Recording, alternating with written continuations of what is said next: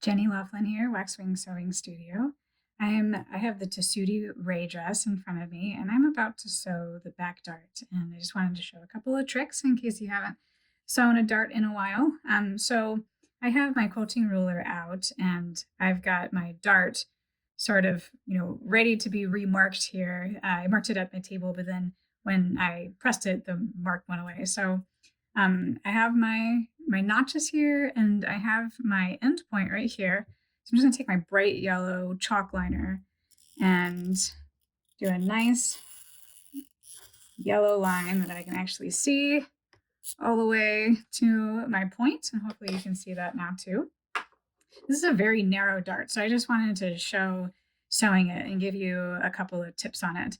One tip is that like many darts, this one, the center point of the dart, which you could gently have pressed or you could even finger press, it is exactly on the grain line. So you should be able to follow like one thread basically of this vertical grain line all the way from top to bottom. And that will help you make sure that you're not getting it kind of twisted as you go through and sew your dart. So I'm using a walking foot. Walking foot is great if you've got one. If you've got a standard foot, let's see, that looks like this, which is what most sewing machines come with, that's fine too.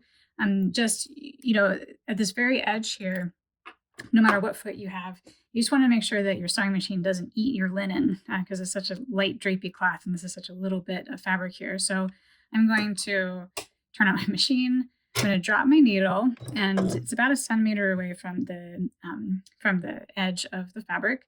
And then I'm going to do one stitch forward, and then I'm going to hit reverse, and then I'm going to do about 3 stitches back. I'm not going to go all the way to the very edge.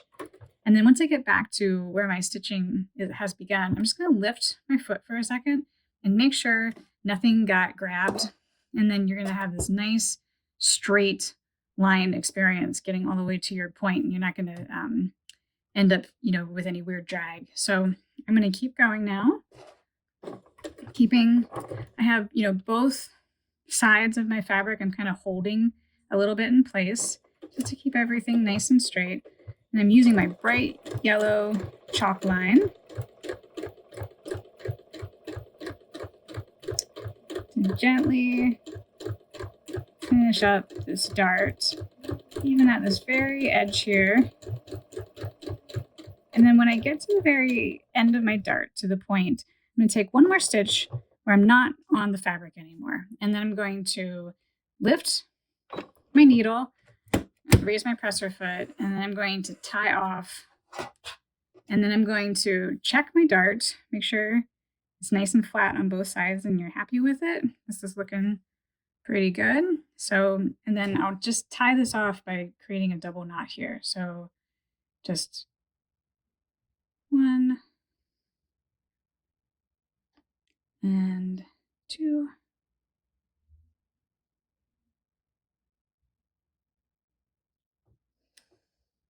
And then if you have your scissors nearby, you can snip this off. And when you get to your iron again, you're going to press your dart toward the center back. But with linen, you can really finger press it if you want to. Make sure that your grind line is looking nice.